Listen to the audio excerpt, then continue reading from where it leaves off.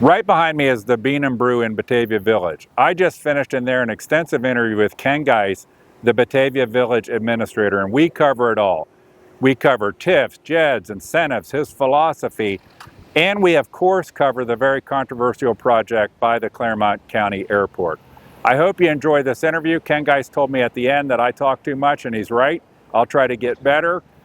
But I also want you to know that I have asked Batavia Township, Karen Swartz, or any of the trustees to do a similar interview. Mr. Geis offered to do a combination interview together with them.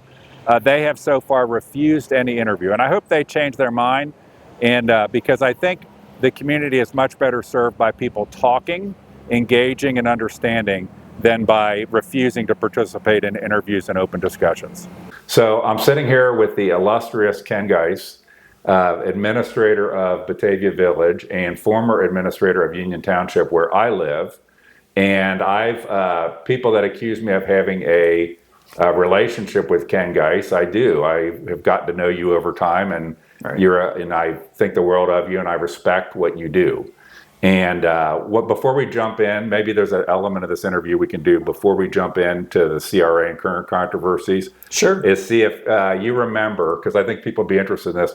The first time I think we really encountered each other in any depth when I was doing a record request. And maybe you could describe what happened when you were Union Township administrator and I did a record request. Yeah, it was over the phone, and I didn't know you. I don't even know if I knew of you. I might have. And somebody came into my office, I forget who it was, and said that you had made a records request for some documents, and you wanted the documents electronically distributed to you. And the current policy at Union Township was that you had to come in and inspect the documents, and if you wanted copies of them, you had to pay for them. And so I called you up and told you about the policy, and you said. And what did I say? You said that's unconstitutional. And we're not allowed to do that. That you have to transfer them to us. If you have them in an electronic format, you have to transfer them in an electronic format. And I said, well, I'm going on advice of our law director and the policy of that. And I said, again, I can contact the law director and talk to him about it and then see where we go from there. So we ended the conversation, talked to the law director. The law director told me, he said, yeah, we should update the policy, that he's right, and you have to transfer the documents to that. So I called you back and, said, hey, Mr. Hicks, it's Ken Geis with Union Township, and I was wrong. Our policy is bad, and we're going to change our policy, and we'll get the documents to you as soon as we can. So our first ever encounter was me being up his ass on a record request and not fulfilling a record request to my liking. And so one of the things that then happened was, you changed the policy. I think it was only like 2 hours or so from when we had our discussion to when you came back saying we're going to change the policy. So I always appreciated that because of, it's very rare that you have somebody in any sort of elected or government role as an administrator or otherwise that actually will admit we have it wrong, we're going to fix it, we're going to move forward from there. So a couple things before we jump in. If I didn't say it, we're sitting in the Bean and Brew, in the back of the Bean and Brew in Batavia Village. Right. Matt Ecker owns the Bean and Brew. They just opened an event center next to here. And I don't know how poppin' it is, but hopefully it's poppin'. It's a good place to come. I wish they had more hours. Right. But it's a good place to come, and they have beer, coffee, food, good lunch stuff, and things like that. But I asked Matt if it would be okay if we did an interview here, and we are here.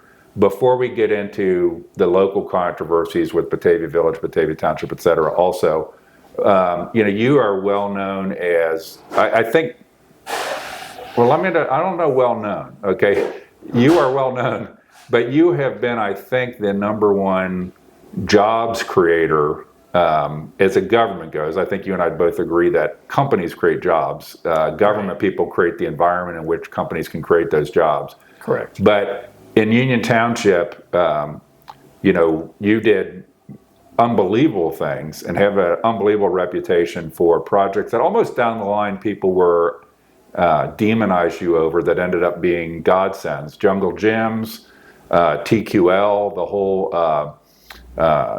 whole what's the area called where TQL is? Ivy Point. Ivy Point, the whole Ivy Point development. Right. And so one of the things you know, when people have been very critical, and I remember that when the Tea Party people were all like, it was the coming of Satan, the Jungle Gyms deal, Right. that revitalized what had been a decrepit Biggs location. You know, when I look at all of that stuff, I remember coming to you at one point, probably could have been 7 years ago now, because I'm not inherently, I'm kind of like against government intervention and things, but not against all the time, and wanted to rationalize. And I asked you at one point in time, what made in your mind good economic development versus bad economic development? So things in my mind, things like stadium deal for the Bengals, you know, as a taxpayer, I'm not asking you to comment on it, like bad, you know, not, but so there's things that are like crony stuff and things. And you told me, I think it was 3 principles of what made good economic development. Maybe you could cover those, because I think a lot of people, including especially elected officials, could learn from those 3 principles. Yeah, typically when I would evaluate a project and whether or not there should be some incentive, or whether you wanted those folks to come into your community, is one, is in the deal, are they going to create some public infrastructure that the government can't otherwise create, or haven't otherwise created or funded? And So that's one. that's a huge component. The next thing is to appreciate the property values, because a lot of the places you'll look at, When you say appreciate, that doesn't mean like them, that means get them bigger. to increase in value. Okay. To increase the value of the property. And, you know, for example, in Ivy Point, you know, I was demonized, you know, throughout Ivy Point, after Ivy Point, and not really too much today in that, but early on in the project, everyone said that, you know, there's no way that it's going to occur. There's no way that anything is going to develop to the extent that we believe it's going to develop. And then secondly, you're not really creating any value into that. And there were, you know, I-team investigations, newsmaker reports, all these other things about how terrible it was, and, you know, how corrupt, you know, I personally was, and how everything was bad in that regard. So I want to pull you back though to the 3 things. So Okay, I'm getting to that. So appreciation. So we had creates new public infrastructure, appreciation of property value. In that, and my point in Ivy Point was the property originally was sold for about $80,000 in that, and $80,000 an acre. And so that was really the strike point in that. And after the road was put in, the infrastructure and all that, the county auditor valued the property at a little over $50,000 an acre. So actually, after TQL was in, the new roads were in, and all, the property values went down, which I just don't understand that. So anyway, now today, the property values there are about $300,000 an acre. So I'm going to keep pulling you back, okay? Because so you're talking about an individual deal, and I want to frame it with what the 3 things are. Yeah. So you're a detailed guy, so you're going into the detail and the valuations on a particular deal. I want to just make sure we hit on the 3 things that you had told me. So the third thing is jobs, and good quality jobs. And the Ivy Point, TQL, and everything about that development hits all of those tenant points. So new infrastructure. Right. So I take it the TQL thing is what ended up funding all of that road getting put Correct. through and that kind of stuff. Okay. Correct. And then the second thing is appreciation of property values. Correct. And then the third thing is good jobs or Creates good jobs, or and in that mix. Now on that project, since you went a little deeper, okay, then just you went into that project because it's a pretty good example of all 3 of those things: jobs, appreciated property value, and new infrastructure getting created there. You started to go into, so people were, you know, hypothetically critical of that deal. My understanding is, you know, the George Bush financial collapse happened just as not that far after that deal was coming online. So it took a lot longer to develop, but it never per se lost money or put in there. But one of the things you said is that the property, the auditor valued the property as worth less money per acre after the development from, what was it, farm fields or something? Correct. From farm fields to vacant land. TQL, the auditor valued it as less money? How could that be possible? I don't have a clue. Okay, so you don't have to comment on anything, but it sounds to me like that's political, not economic, that somebody would say property that's now commercial and has a huge thing on it is worth less money per acre than it was originally. So if I look at that deal, it's good since you brought it up, your philosophy, because I think it's going to get into what's going on in Batavia and the controversies between Batavia Township and Batavia Village, is your personal philosophy as it relates to financial, you mentioned the 3 criteria you're looking for, Right. but TIFs, JEDDs, I guess now CRAs. I'm not as familiar with CRAs. When you look at those things, JEDDs are, maybe real quick, if you describe, what is a JEDD? What does a JEDD do? The Joint Economic Development District is a project that uses the municipal corporation's taxing authority in a township that doesn't have municipal taxing authority. They enter into an agreement to allow the property within the JEDD area to be taxed at an earnings rate. So people that are working in a JEDD, like the TQL is part of a JEDD, right, Correct. in Union Township, Right. so they have to pay an income tax. 1% Okay. earnings tax. Okay, and that's done in conjunction with Milford in that particular JEDD, correct? Okay, then a TIF, maybe describe really quickly what it is. By the way, I find people are super ignorant of these things, and then they spout off about what they are and what they aren't, and they don't really understand even what they are. So JEDD has nothing to do with property values, nothing to do with, that's an income tax. And then what's a TIF? TIF is tax increment financing, but it really has almost nothing to do with financing. What a TIF is when there is a development and there is a TIF is placed on a property and there is an increase in value to the land and the structure, the Okay. total value of that amount of revenue is then paid to the county auditor in the form of a pilot payment, a payment in lieu of taxes. And then the county auditor is obligated to distribute that money generally back to the community that created the TIF. And then if the community that created the TIF Okay. has other agreements to reimburse the school district, fire departments, or whomever they can. And would you say that Union Township under your tenure had multiples more TIFs than the rest of the county combined? Oh, yes. Okay, so Yes. you were a master of TIFs, and I think you're known in the state as being, are you known in the state as being one of the foremost experts on TIFs? People know me in the state. Okay, so in a TIF, if I just understand correctly, because I think it'll relate to CRAs in a second, so the value of the land, it would have had an original value before any improvement took place. And that slice of the land continues to pay taxes in the normal way, where it's distributed. That's and then all that improvement, like the TQL building, all that kind of stuff, that gets taxed. But in a TIF, that doesn't get distributed to things like the normal taxing, which would go to all the things, senior services, libraries. Instead, that money comes back to a township and largely, and then gets distributed as the township wishes to distribute that money. Is that a correct statement? Yes. Okay, and then historically, one of the things for that is that I think would be the logic, and I think it's evolved over time, but correct me, that if you wanted to do, that money can then fund those, you could borrow money to do the improvements and the roads and stuff like that, and then that money coming back to the township could pay off that debt.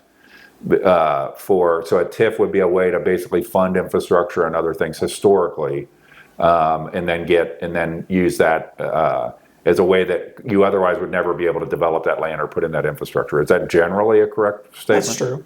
And then over the years, TIFs have evolved to where they can be used for other things like safety services. That's correct. Okay, so in Union Township, how much of all the TIFs you did, do you remember generally how much total revenue was being generated that was defraying Union Township services like police, fire, et cetera? Safety services? Yeah. Annually, I'm not sure. I think it was somewhere between as little as $3 million and maybe as much as $6 million a year. Coming off of the TIFs, that then is correct. not having to be taxed. Right. Now, your philosophy, we're going to talk about CRAs in a second, which is a particular controversy going on here. And your philosophy, when I hear things and I see stuff on social media, I know from knowing you in Union Township and really digging in, because I dug into stuff. Right. I dig into everybody, and it's very helpful when I dig into you. If you answer questions clearly and transparently, then I tend to be very different to work with.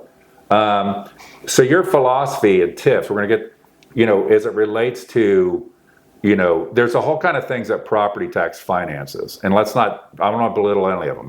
Libraries, senior services, Children's services, all these things. County and schools. It's kind of crazy in Ohio to me how much gets funded by property tax. It's why it's out of control.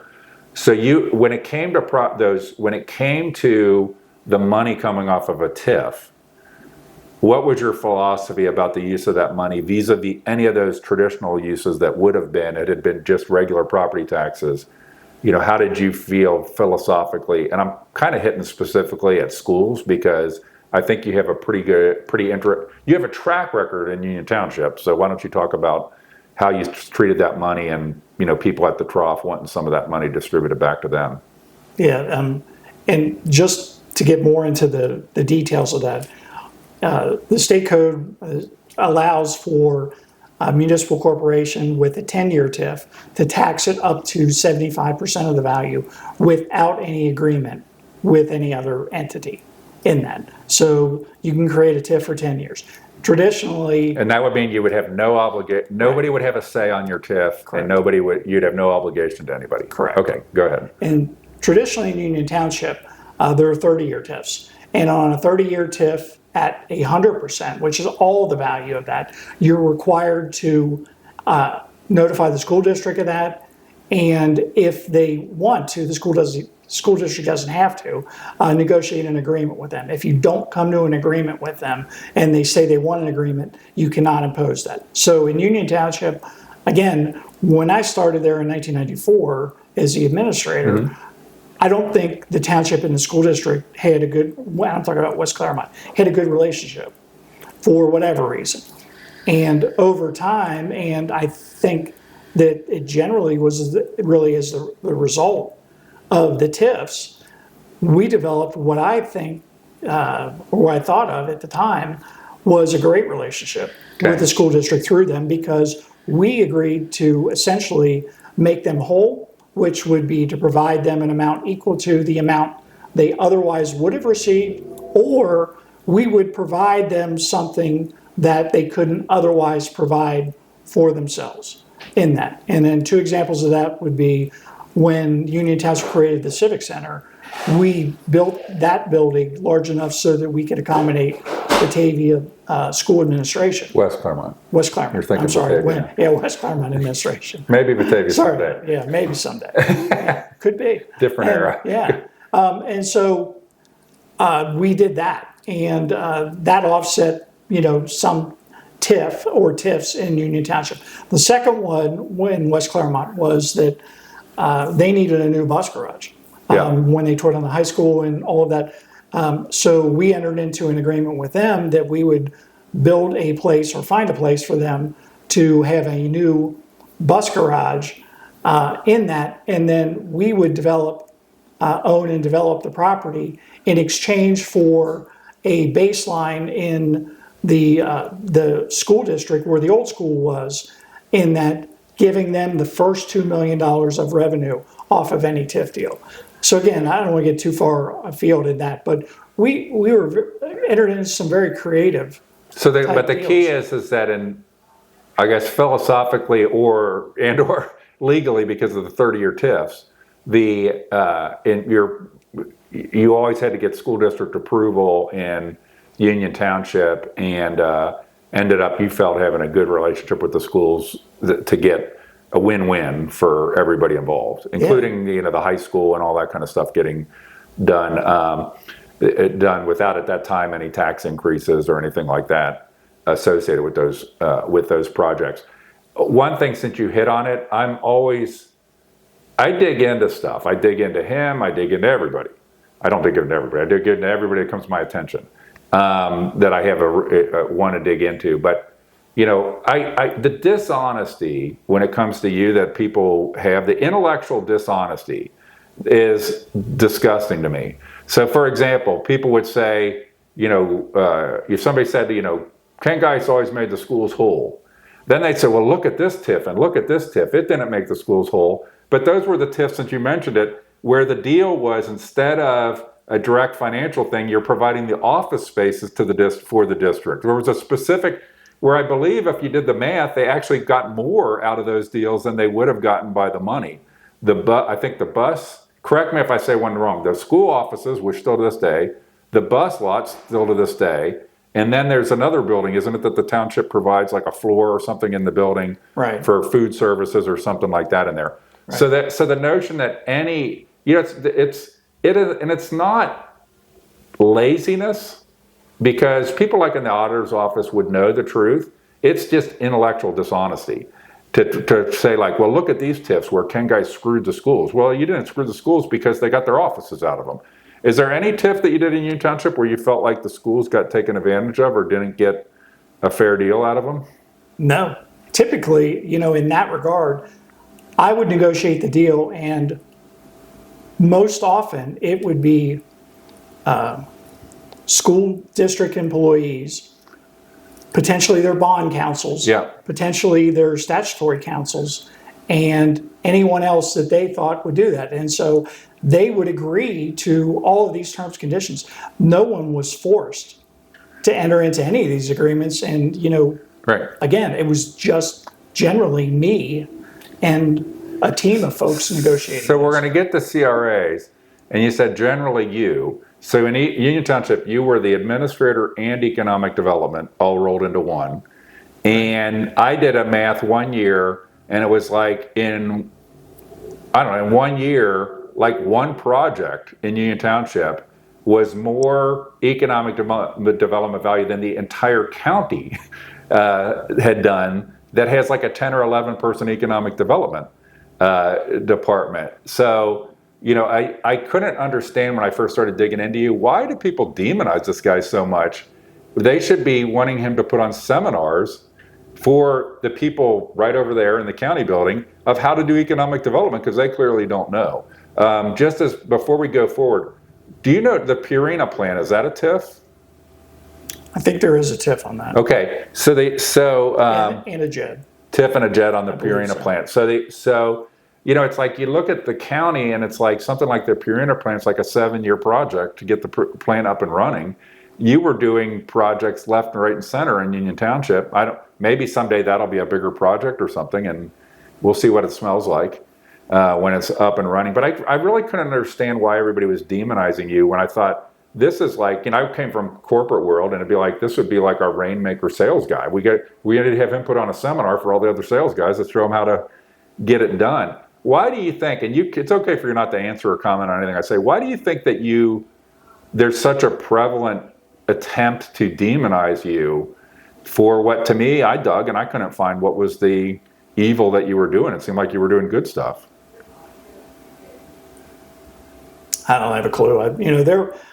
Different people have different reasons, and I think just for political benefit, sometimes they say, well, there's a TIF, so they're really not, the tax money is not going to where it originally was allocated. So that has to be bad. There has to be something nefarious associated with that. And so it's easy then to just point to me, because historically, and you know this very well, that I do very few interviews and I rarely am critical of other folks and what they do and how they do it. I have a simpler explanation, and I think it's a lot of it's motivated by jealousy. And when there was a time, I probably have told you the story, when I was doing consulting work with Samsung, and something we did had been extremely successful. And the guy who was doing the work for I said, what do you think is going to happen now, Dave? And he said, like, oh, they're going to want to invest way more money in this program. I'm like, oh no, somebody's going to try to kneecap you, because you went too far above the mean of everybody else. So it's a lot easier for these people to try to pull you down or to jettison you than to raise their performance. And, I think the people that demonize you ought to be 100 times more questioning the investment that our county makes in economic development for almost no return, or like ridiculously dumb things like, to me, And Ralph Velardo says he's going to take me through this to show me how I'm wrong and how it worked out. But like FC Cincinnati and Milford, which generated no new public infrastructure, no taxable appreciation in land value, and nothing is to speak of for jobs. And so before we get into CRAs, abatements, people mix these things up, like an abatement, a this or that, a TIF, a JED. And there's implication that I've seen people online saying, about you giving abatements and all that kind of stuff. Have you ever been to what degree have you used abatements as part of your strategy around economic development? Generally, I don't use, when I'm on the government side, I don't use just abatements. If I use an abatement, I typically marry that with an assessment that's equal to or as part of the amount that would have been abated otherwise. So if you abate 100% and you collect 100% back in another means, it's a net zero. If you collect 50% back, then you have this benefit and you believe that the 50% back is a good deal for the community. So an abatement would be something that just takes away the tax effectively. And you're talking about assessments, but just in the simplistic form of an abatement, you don't have to pay the taxes. Right. How often do you do that? How often have you done that in at least your Claremont County career? Just a straight abatement. Not very often. There were a few projects early in the 90s and that there were some abatements. I don't believe any of them were ever for 100%. So your preference is more things like TIFs, where the company is still paying a notable value on an appreciated value of the land, and then that money coming in can be distributed through the township for safety services or other things? To get some skin in the game, right. Okay.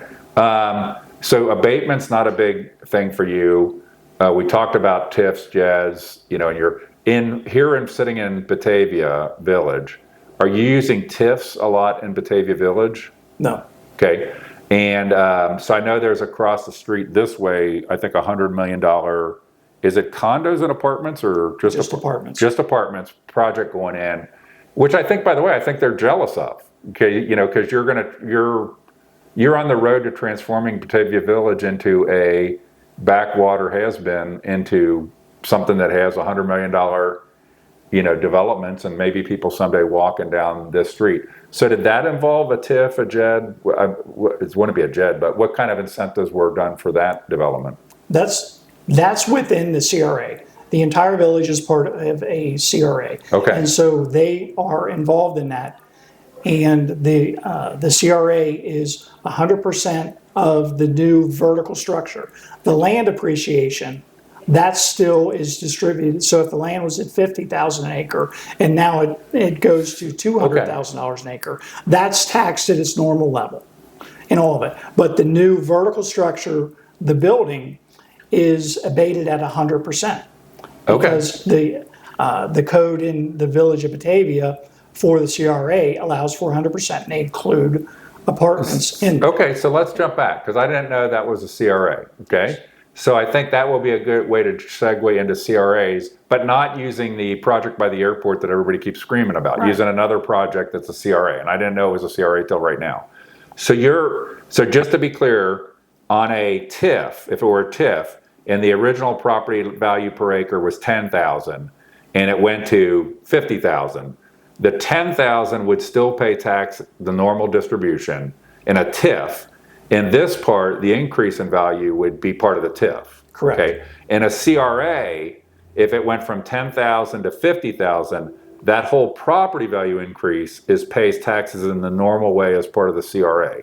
Correct. Correct. Okay. And so the difference is if you put I don't want to flip off the camera by doing but you take the TIF where it's chunks within that property value increase versus a CRA where all the property value increase is taxed in the normal way and distributed in the normal way. Then you get to the improvement above that, okay, and both a TIF and that's when you're talking about a CRA, that's where the 100%, how do you describe 100% CRA? What is the right way to say it? Which means that they don't pay tax on any of that. That's correct. So it's effectively, now we're going to take this further, but that would be left just alone, and that was it. That would be kind of like an abatement, right? Like I'd pay on this, but on all the increase in value, I'd have an abatement where I don't have to pay anything. Right. So just before we get into assessments, which I know you've mentioned, taking basically takebacks out of that. Is why might somebody or a community think it was a good deal? How long is a typical CRA? Typically it can be up to 15 years. Like this one over here, 15 years? Okay.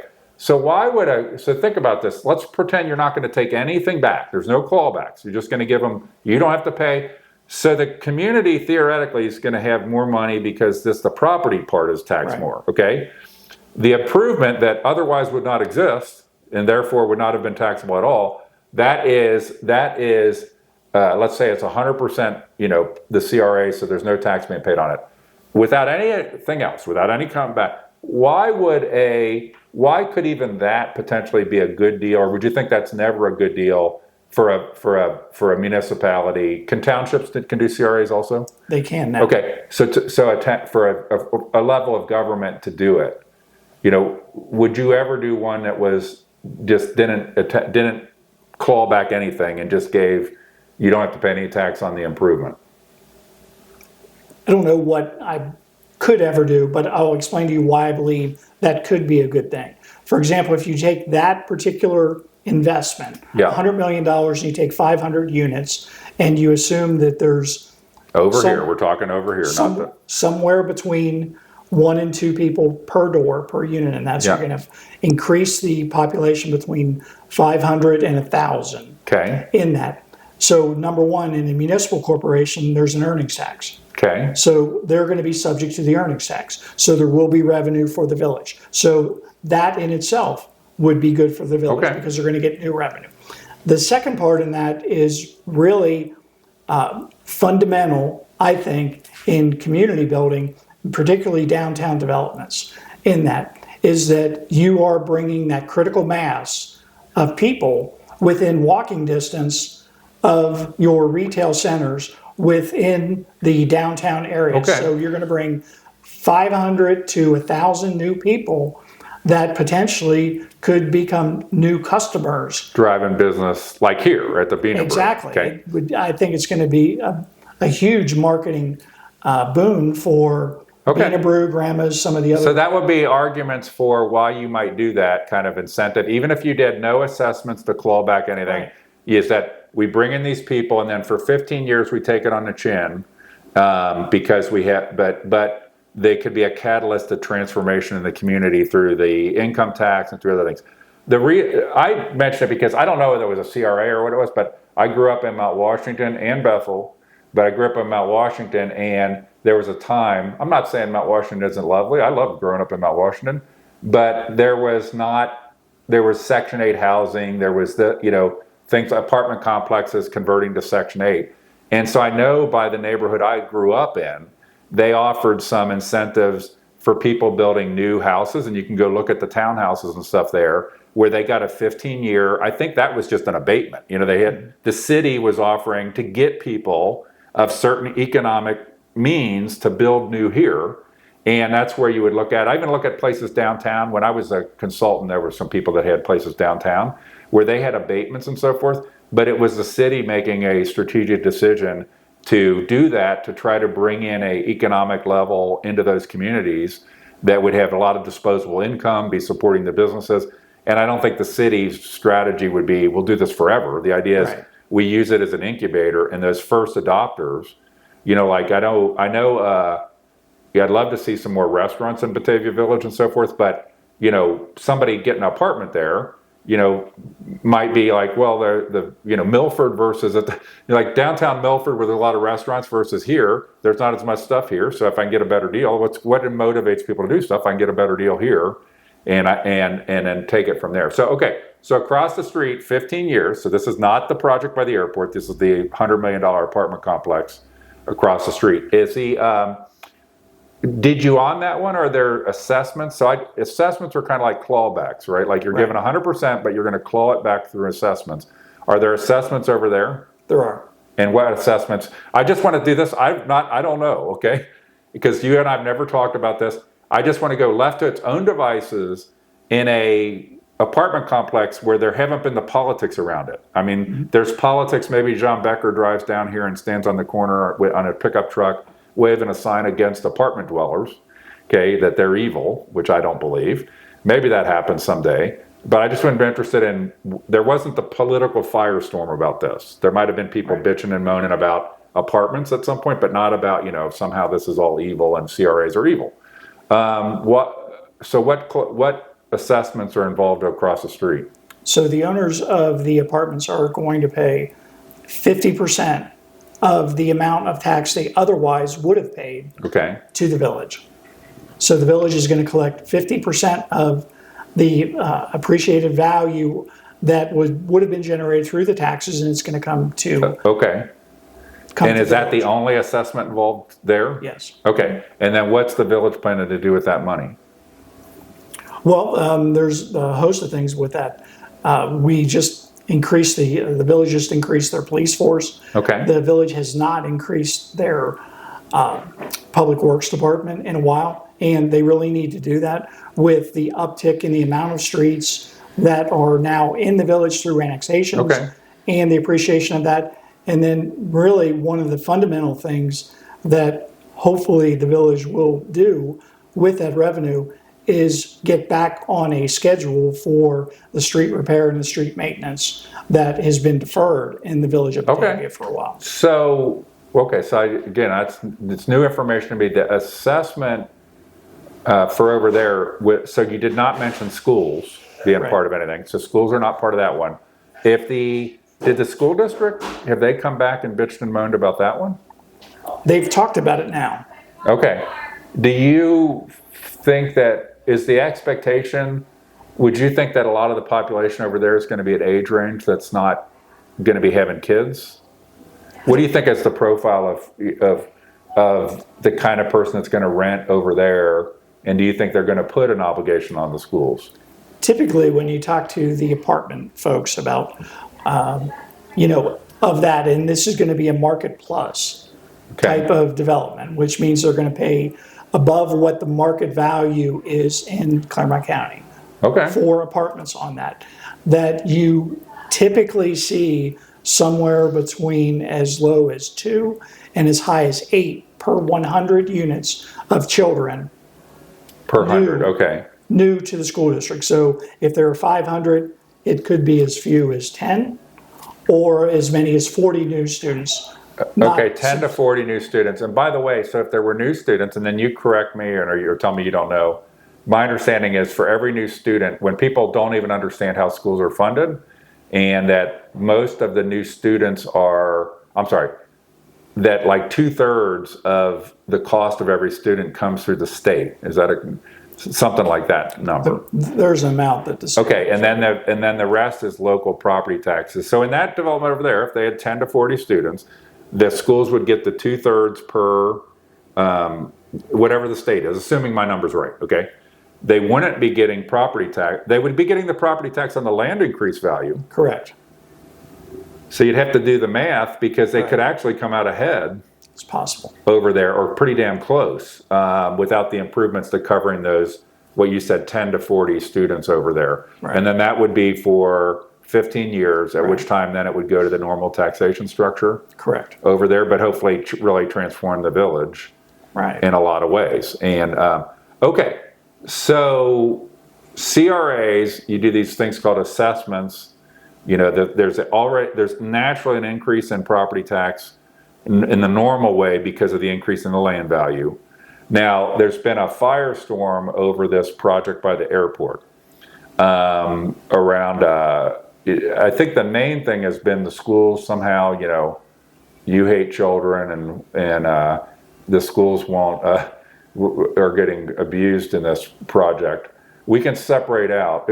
What's funny is, and I would encourage the people that are against the project, I think there's lots of reasons to be against the project, but you might want to actually organize your thoughts and eliminate all the stuff that's smear, innuendo, falsehood, and focus on what are the legitimate reasons that you could, hold on, like maybe you don't like the density, maybe you don't like the this, maybe you don't, but you get into some sort of crooked things going on, have you ever, by the way, done any, this is a bizarre question to ask, have you ever done anything crooked involving a TIF, CRA, or a JED? No. Have you ever received bribes or accepted bribes or any sort of remuneration from developers relating to a TIF, JED, for doing them a solid on a TIF, JED, or CRA? In the performance of my job for the municipal Yes. corporate? No, absolutely not. Okay. So, and that when you had your answer the way you said that is, I think then because of that, why don't you describe you answered in a way that you said never in a role of, basically in a government role, but describe, are there other roles where you have benefited from those things? So just explaining my current role with the Village of Batavia. Yeah. I am not an employee of the Village of Batavia, but I have my own company, and I had my own company since 2005, the consulting company. And municipal corporations, private developers, and others hire me to work for. Okay, so in that capacity, who did you say has all hired you? Municipal corporations, private developers, and other entities. So in that capacity, a private developer could have hired you to work on a project for them, and then in which case your compensation would be based on whatever you're doing with the private developer. That's correct. Okay. I would assume when you're a government employee, or you're, whether you're an employee or not, but when you're working in the government capacity, it would be incorrect and inappropriate to ever have any conflicting relationship with the developer that you had a financial interest or otherwise. Has that ever happened? No. Okay. And since we're on this, we're going to come back to CRAs. People are like, all the corruption you had in Union Township. So I tried to dig into his corruption at Union Township. And what I found is that the corruption at Union Township to the tune of millions of dollars happened when he wasn't there. When he left, and then Doug Walker came in to be who was a trustee and became the administrator, and then was involved in corruption involving his son for $1 or $2 million or something like that in there. Then he got indicted. Right. And then I think at that point they wanted you to come back because when you were there, we didn't have corruption issues. When you were gone, corruption issues. Is that a fair? Well, that and the development kind of dried up. Okay, so well, hold on. So you were answering beyond. So you went when you left, because you just said that. I'm going to go in.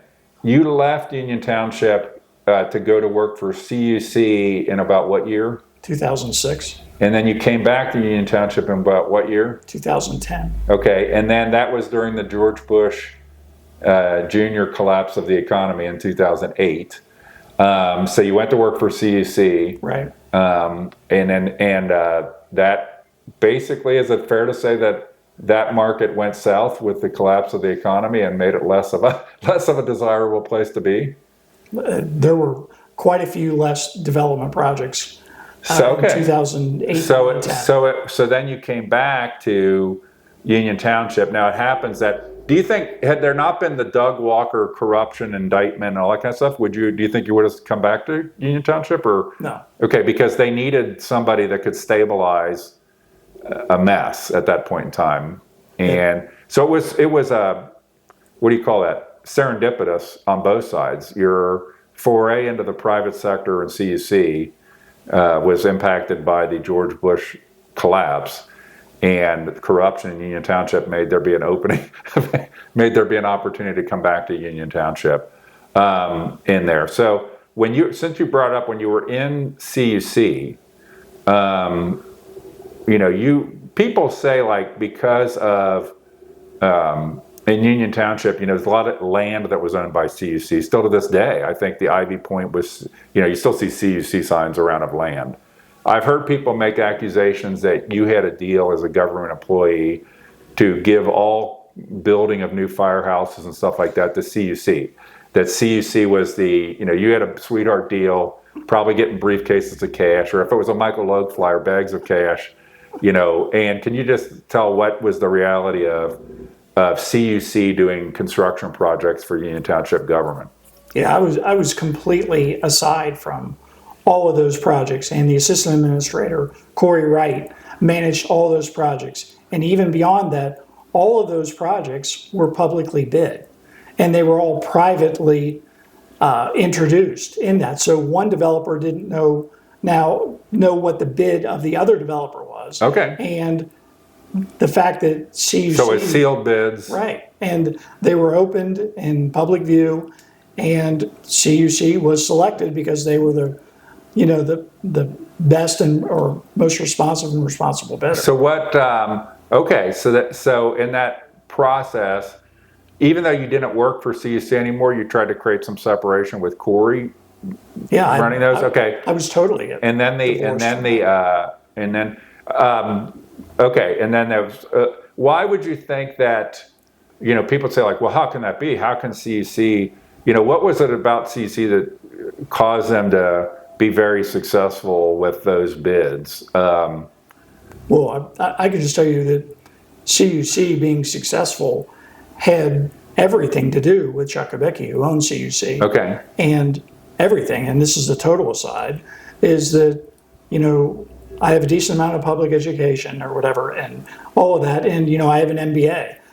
My MBA pales in comparison from the Kubicki MBA that I received. Real life. That I received with Chuck Kubicki and how to structure deals, negotiate deals, what's important, and how to manage the entire process. He was the master. Yeah. He recently passed away, and I've never seen anyone other than potentially Donald Trump, and I've never been in a deal with him, but I've never seen anybody I've been in a deal with or close to a deal that could negotiate as well as Chuck Kubicki, and to get to the critical nature of the deal as quickly as he could.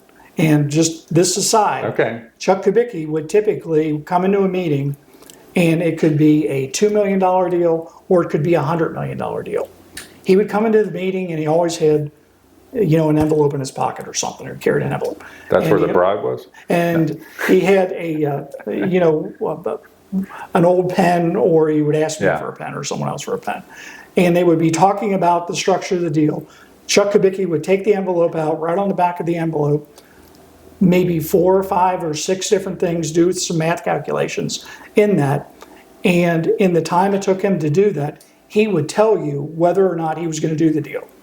And if he told you, yes, I'm going to do the deal, we'll work out the specific details of that and we'll paper over it, he always did it. So an envelope was his preferred method for taking notes? That's correct. And that's like IBM people, by the way. IBM people, I don't know about, they all probably are gone now, but punch cards was you'd have all the IBM execs would have punch cards on their person somewhere to take notes on. And he would do that, and I learned from that you drill down to the critical nature of the deal, and if you can live with that, you probably can live with everything else, and then knowing your environment is critical. I think that, I've only had really private sector experience. You've had mostly public sector experience.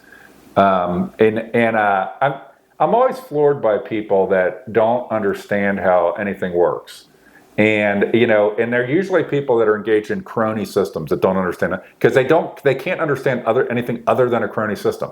For example, and I'm going to give an IBM example, that you had suppliers and IBM, and we had good relationships with suppliers, but it was, everybody was on their toes all the time. It was that, it didn't mean you would never get the deal because you were just who we liked, Right. So the notion of a healthy business relationship, and in terms of what you're talking about in development, I could apply it to government.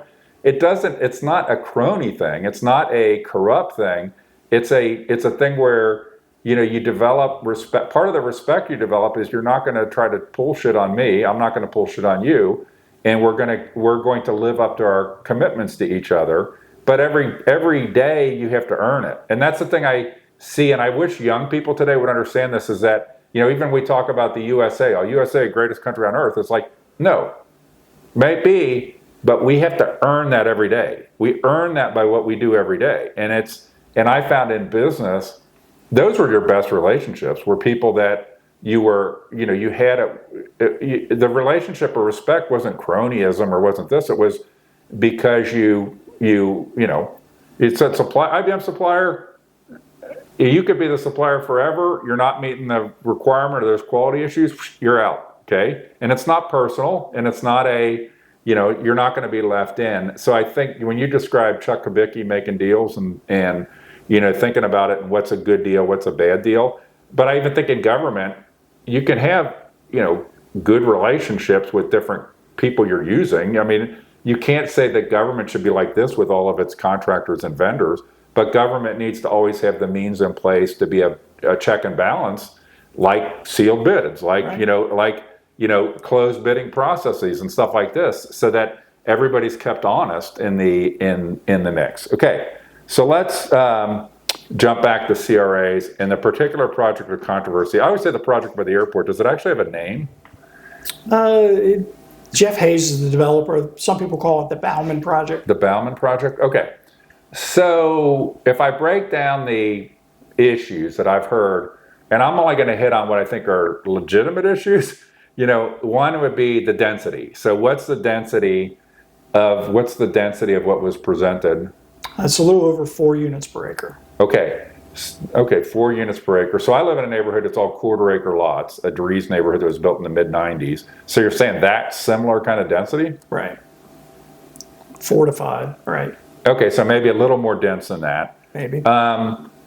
So it seems like, we have a friend we call affectionately Crazy Aunt Karen, my wife and I, and she bought a house out in Westchester, somewhere Westchester or Fairfield Township or something, and it has a super dink yard. I mean, it's a big house, and then the yard is basically only big enough that if you had a dog to go out and do its business type of thing.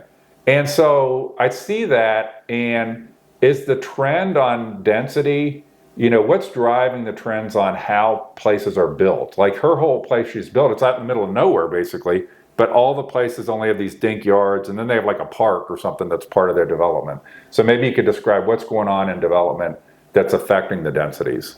Yeah, it's generally the marketability of that, and most new home buyers are looking for smaller yards, maintenance-free environments, and having large recreational, whether they're active or passive recreational features within walking distance of their house. For example, if you look at the late 1970s and 80s, nobody wanted less than a half an acre lot.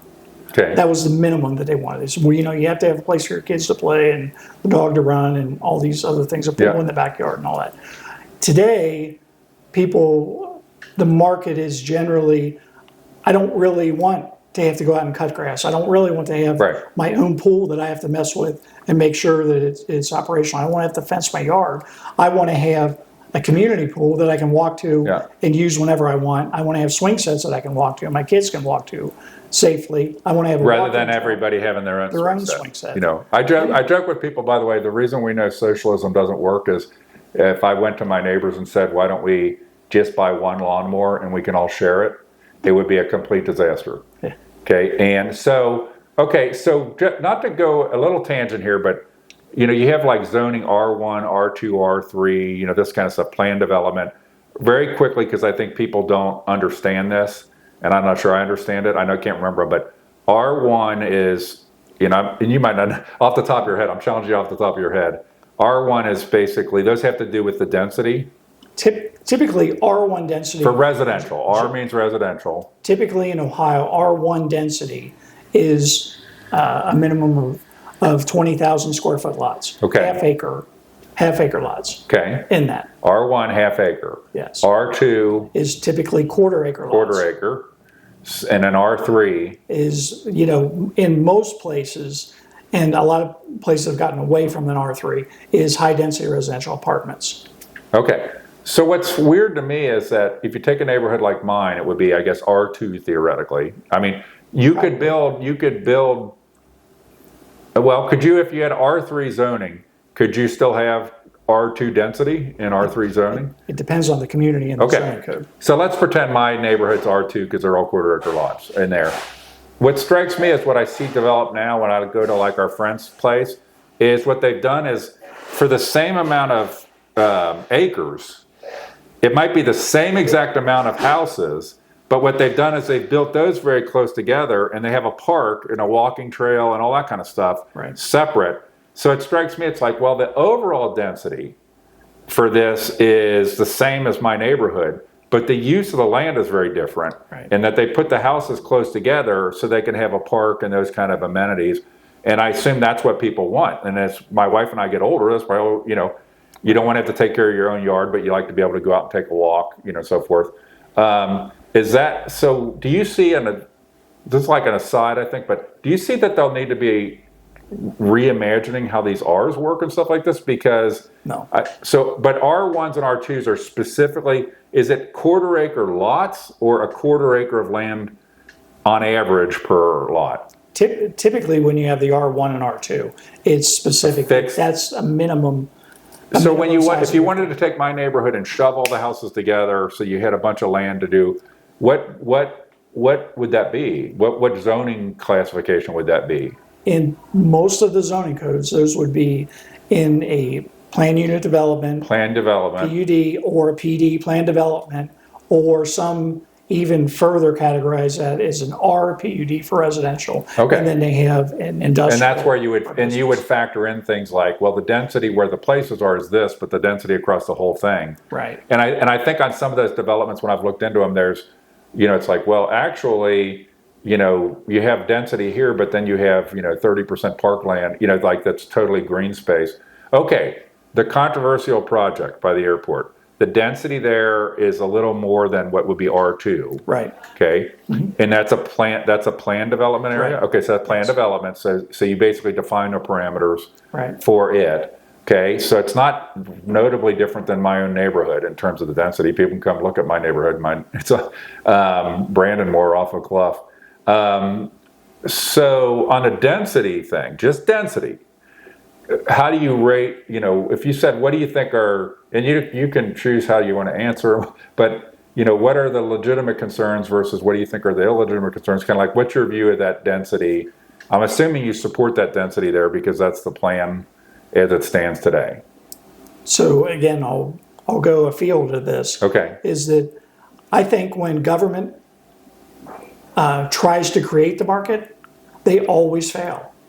Like Always. John Becker, we're going to demand that everybody has to have half-acre lots. They always fail. The government should respond to the market, and they should tweak the market. If they say that, you know, they want that density at 4 units per acre, 5 units per acre, over that, does that work for them? Does it not work for them? How do we change it and modify it? But if they stand pat and all of that, then they typically fail, and you can look at examples in Hamilton County all over the place. I think it's like you made me think of this when I said it's kind of like a big ship. I was thinking of a big ship going through the sea, and government, you know, your philosophy, should government jump on the ship and take control of the engine room and the steering wheel?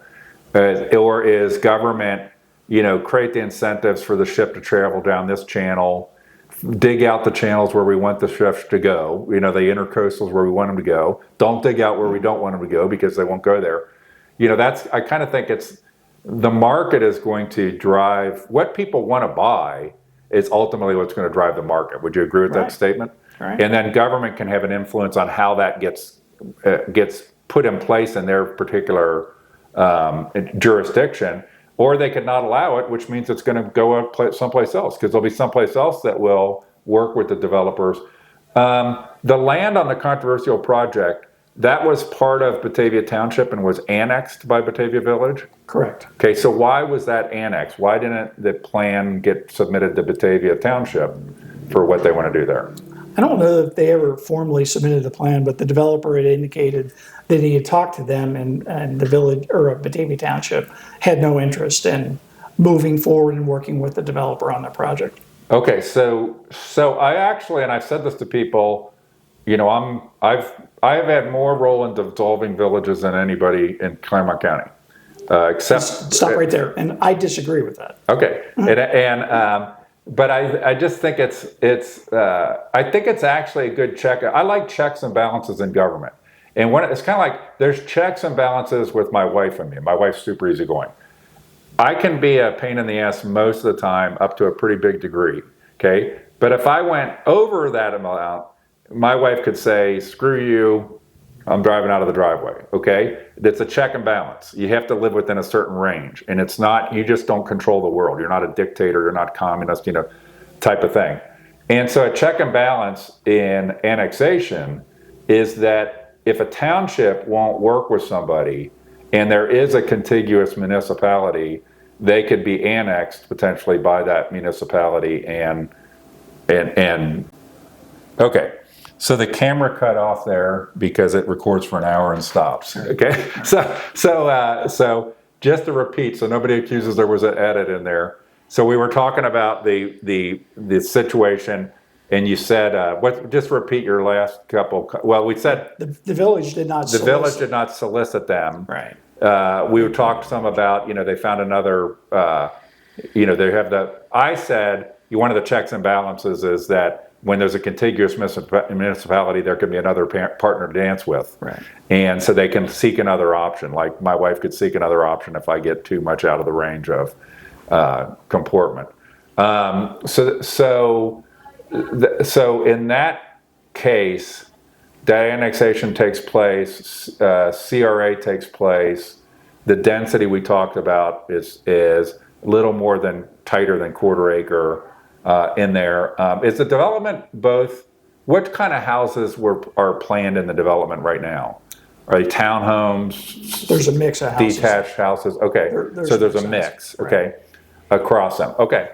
Another issue people have brought up is that somehow this development is unsafe for the airport, or I guess unsafe to live there because an airplane's going to come crashing into your house or something. Is that legit concern, not legit? What's your view on that? I don't think it's a legitimate concern, and the developer in the zoning classification, the developer is required to meet all of the Claremont County standards for the airport. Okay. As it relates to that, and there are airports around in Ohio that have a denser population immediately adjacent to an airport than this is going to have. So I can't remember how many, you might remember, some number of years ago that the airport was, there was a county thing to try to expand the runway of the airport that turned out to be a total cluster F. I know somebody, Chuck Gallagher, the president of the airport, his kid went to school with my kid, both went to St. Veronica, so I know him some. I haven't talked to him in a while. And that just got flubbed up. So everybody knows, it got flubbed up because apparently what I learned afterwards is that if you want to do a runway expansion to land a little bit bigger planes, you're almost always going to get rejected by the FAA on the first pass. They're going to have all the things and then you have to ask for waivers or you have to put back a plan. And I think there's a road that goes and part of the rejection was that the road was too close to the approach zone. And then somebody told me afterwards that was a regularly waived thing for where this road was. That their first comeback, the FAA's first comeback is based by chapter and verse. And then you ask for a waiver and you could have easily gotten a waiver. But somehow I actually think there were politics going on or something and the county never tried to expand it. So that has nothing to do with this development. But this land, the airport, I believe the airport has been quite vocal in their opposition to this project, or Sporties or somebody has been quite vocal in their. Do you have anything to say about that, or you might want to keep your mouth shut on there? I'll just say that they have expressed concern. So, do they want that land? I don't know the answer to that. It's been vacant and it's been for sale for what I understand for more than 10 years. Have they ever, to your knowledge, made an offer to buy that land? I don't know the answer to that. So, I'm also like, everybody, I get kind of beside myself when I listen to citizens talk, where they feel like they should have a right to determine what other people can do with their land. And I think within reason, within zoning, there's times that the law allows it. But you have an inherent right to do with your land legal uses of your land, okay?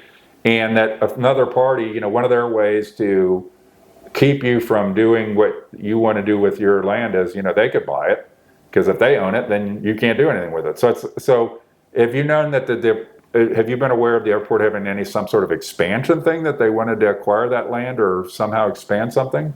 I don't know of any. So do you know why? Why are they so vocally against it then? Are you aware of any? You're not them, so I'm not asking you to be them, but you're at the brunt of people bitching and moaning. The only thing the airports relayed to us, other than they say the safety concerns of the proximity of the homes, they said potentially the light in that from street lights, or some pilot may confuse a road for a runway. That was another thing. But the real thing was that they believe, or they've told us that they believe, that if the community is developed and enough of the residents complain about the noise from the airport, that the FAA will close the airport. Okay. Have you done any research into that, whether there's any historical precedent for that? Yeah, we haven't found it. I mean, there could be, but we haven't. Well, and does that airport land jet engine planes? No. Okay, so only prop planes. Right. And wouldn't jet engine planes be the kind of planes that typically are associated with, I guess you could have B-24 bombers on that make a lot of noise, but okay. And in this case, any person buying a place to live in this development, should it get built, is going to know exactly where they're located. The airport's a neighbor. My wife and I, before we bought the house we live in now, we looked at other Dries houses, and there was one same floor plan by Kings Island where the road directly lined up with the Eiffel Tower. And so we would have had pictures of our son every year in the street with the Eiffel Tower behind him. So by that same theory, I could buy a house up there and then bitch and moan about the fireworks are disturbing me. And they should, so, okay, maybe there's historical precedent or something. I don't know. I don't know that the airport feels that they could potentially be shut down because people come in there. That's what they've told us. Okay, and I'd like to see evidence. I'll ask somebody at the airport for evidence for these claims, because I'm all for legit claims, but I'm not for just nonsense that people throw out. So we hit density, we hit the airport. And then the third thing is the tax structure. Right. So the tax structure, CRA, 100%. Right. So then any clawbacks have to be these things called assessments that you referred to. Right. And what's your strategy well, was your original strategy to just completely leave the schools high and dry? No. Okay. No, I mean, when I picked up the Village of Batavia as a client, I met with the school superintendent and I said, look, I've got a history in West Claremont and Union Township, and I'd like to work with you. Okay. And so let's talk about projects going forward in that. And again, we talked about this, and the only thing that I ever heard was just a total rejection from the school, that they said, no, it's So bad. not a negotiation, not a, this is what we would need to have. Do schools have a right to approve CRAs? Like TIFs. He said TIFs when they were a certain percentage had to be approved by the schools. Does that apply to CRAs? There's not a requirement. There's not a requirement. Okay.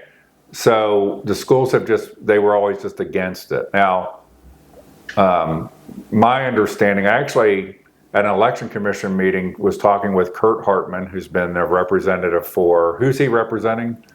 The citizen, like somebody bitching and moaning. Yeah, he has a taxpayer suit and another private company against the village. So we had talked some about that, and it was my understanding that the schools were dead against, and then at some point during the talking about this, the schools actually at one point indicated a willingness to potentially look at a financial solution that would make them whole and accept that solution. Is that a correct statement, or do you want to comment on that?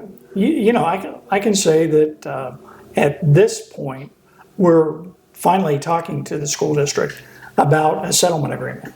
Okay. And that would be in the structure of, use the alphabet soup in government, an IGA, an intergovernmental agreement. Okay. That would allow for some compensation from the village to the school district. Okay. By the way, what's the average cost of these houses do you know? Proposed. Yeah. In that. We've been told that the minimum house price will be in the low 300s, and they could be. By the way, I love that price point. 700 to 800. These people that are out there like no apartments, half-acre lots. It's like, okay, so you're also saying you want houses that are only $500,000 and above, right? And there's a big difference between, $500,000. There's a big difference between Section 8 and and that most people need the kind of housing that's in the price ranges of under $500,000 a house, And that's most people that even have $500 houses, in my view, would be better off not to have gotten a $500,000 house and had one of you be at home with the kids. and have different priorities in there. But I think that price range is a sweet spot of the kind of housing that productive individuals need in the county. Do you target for Batavia Village? Is there a target range of kind of apart from that, kind of the development of housing is what you think is a house value that you're looking for? That seems to be the market, but again, I think someone on the private side could create a market for homes even greater than that.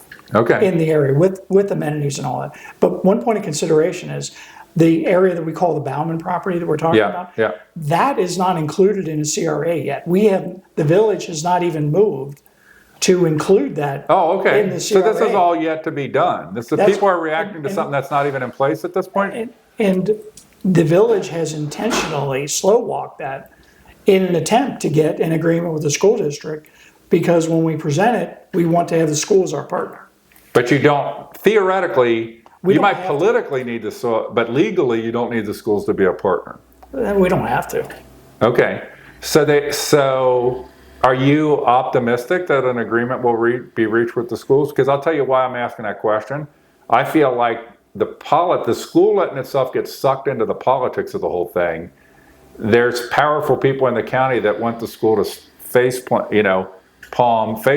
the village no matter what, regardless of whether it's good housing, whether it's good people, that would move in there. But are you optimistic or pessimistic about being able to reach an agreement?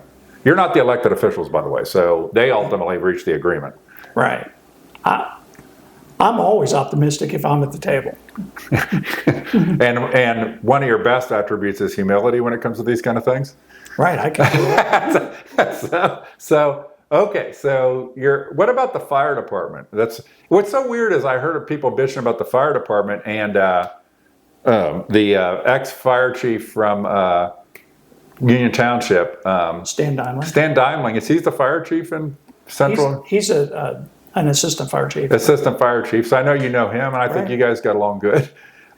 He's a great. But I heard the fire department's getting screwed also in this whole deal, and they're all fit to be tied. Is that, what's the role of the fire department in it, or where are they in any negotiations or?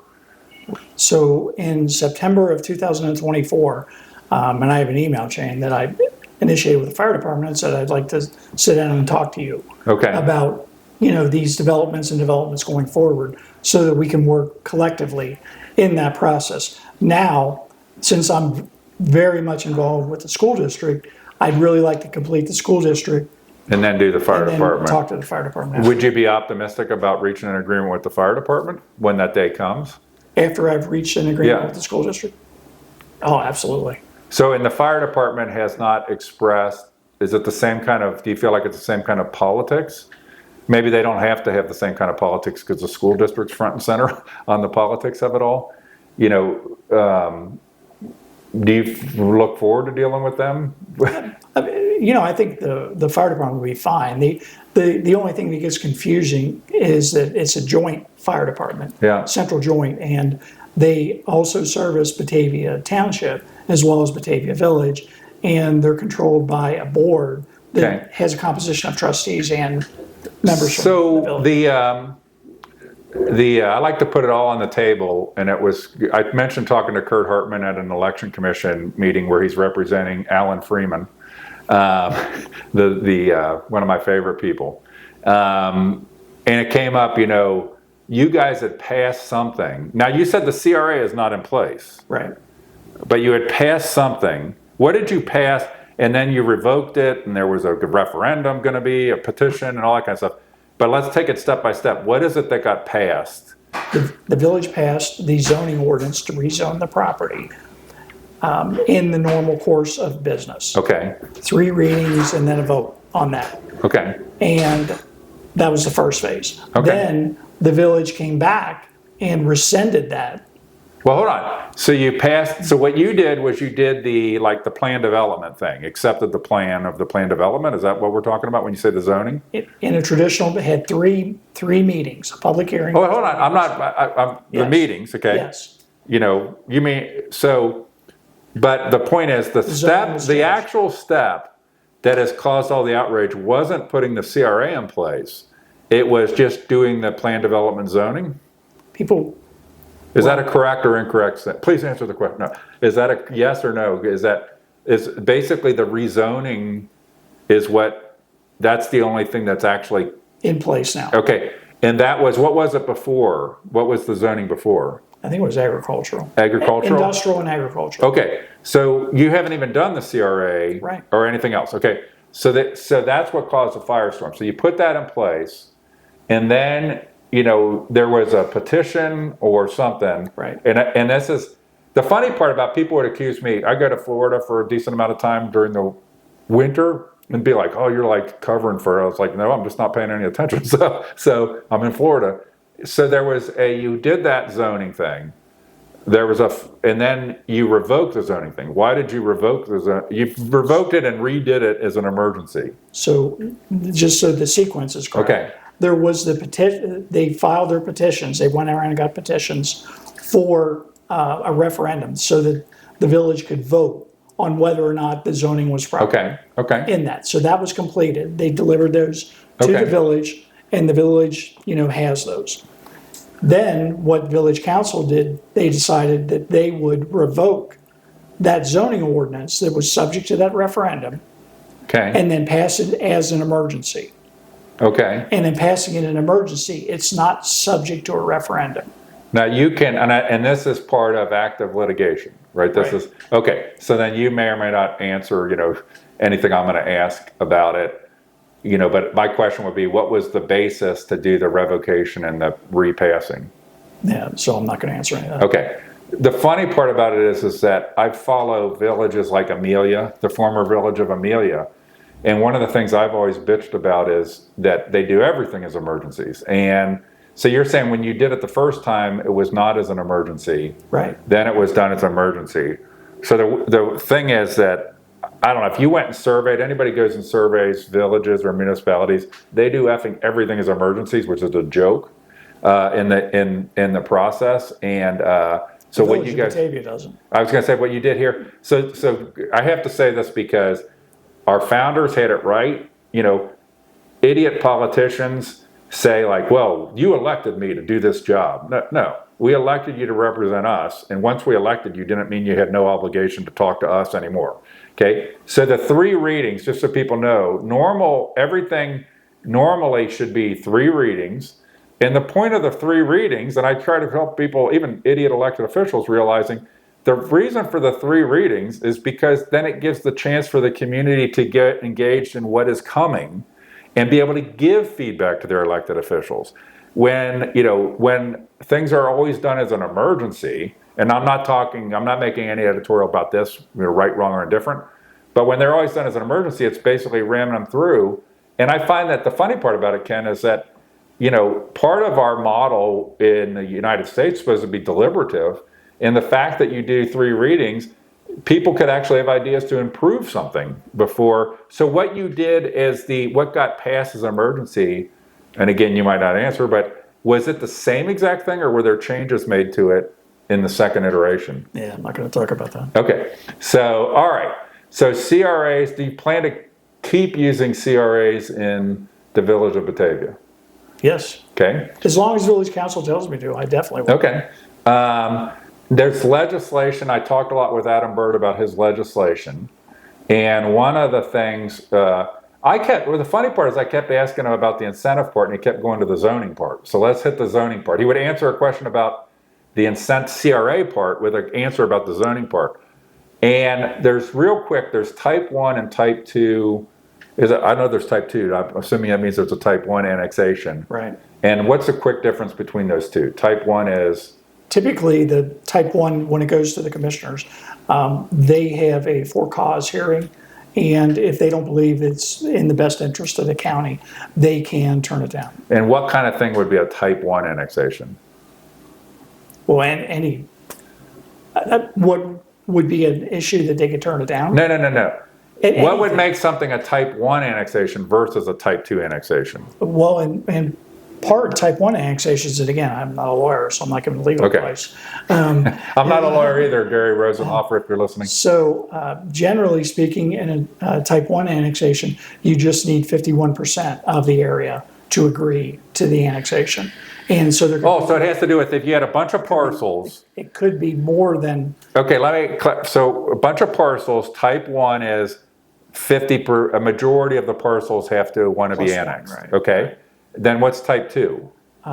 type 2 annexation is that as long as the paperwork was followed, the commissioners are required, and 100% of the property owners that are requesting the annexation sign the petition and properly sign the petitions. It goes to the commissioners.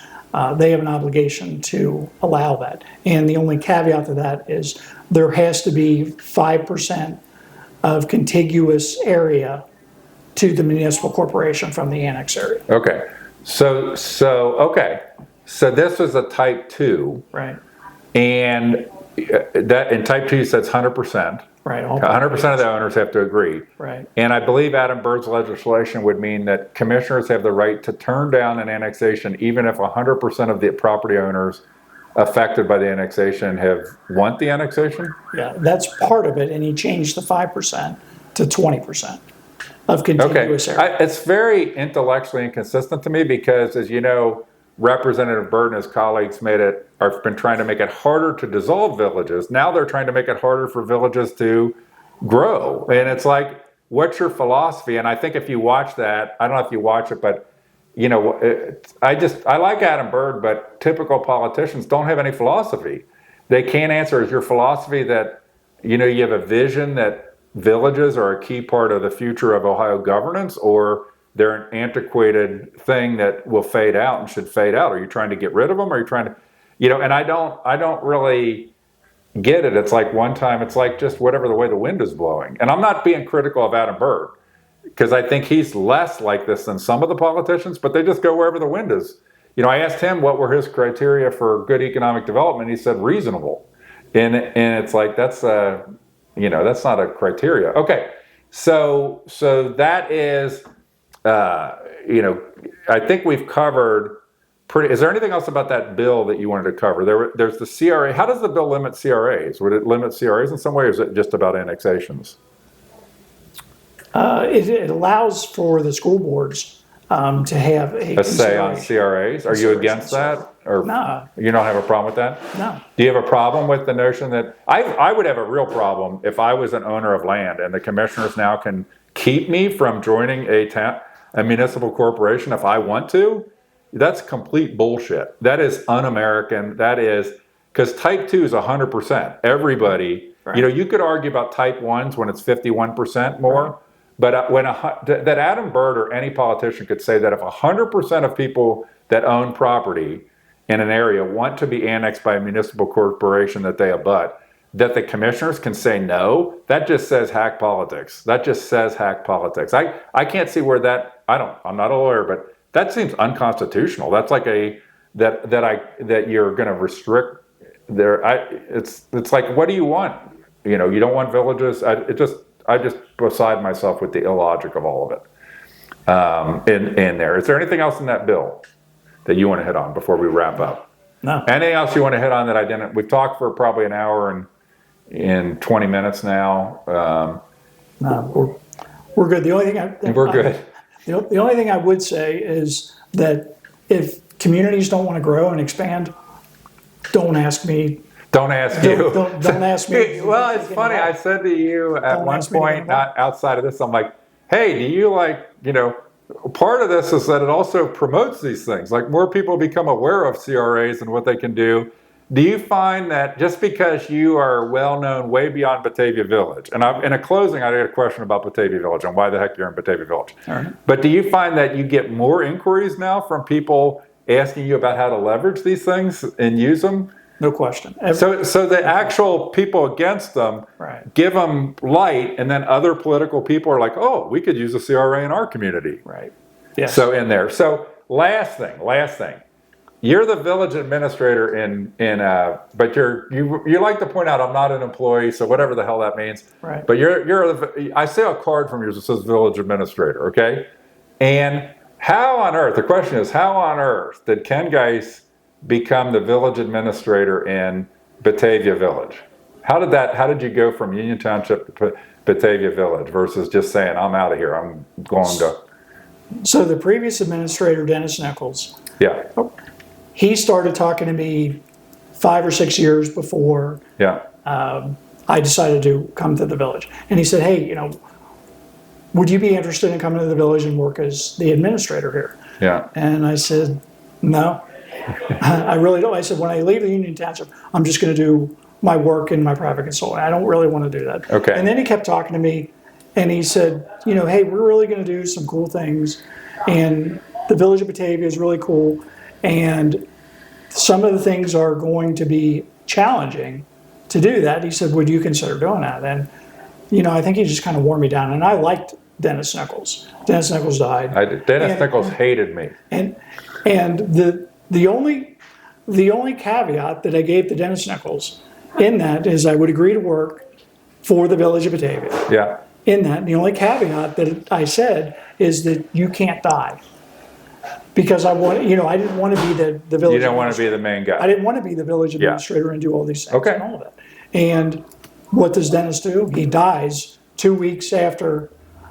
2 weeks after. It was that close to when you... After I started, or whatever. A couple weeks after I started. Wow. And, So he died. And he did. And would you count him as the beautiful boulevard that Batavia Village is? That Denny Nichols is a key part of putting that together. How did that all No get? question. Yeah. Okay. Dennis Nichols, again, people hated him, and not to the level that I didn't hate him, but he hated me. never to the level that they disliked me. But he was involved in setting up the annexations, setting up the CRA. Yeah. He negotiated the deals for the village on Streamside and Okay. Harvest Meadows, the two biggest developments. So he did. I want to bring us to a close here because I see the Yeah. camera blinking at me. Yeah. So he did that. Now you're kind of here with the more entrepreneurial, let's fill the village in, Right. the beautiful boulevard. Thank you, Ken, for spending this time with me. I want to cut the battery light's blinking on the camera, so I want to wrap us up here so it doesn't have an abrupt ending. Thank you for taking the time. Sure. I'm going to go to Batavia Village and see if Batavia Township and see if anybody there will talk to me. I appreciate your willingness to sit down for this. I'm glad to sit down with anybody and talk through it in a professional manner, and I appreciate you taking the time. Sure. Thanks.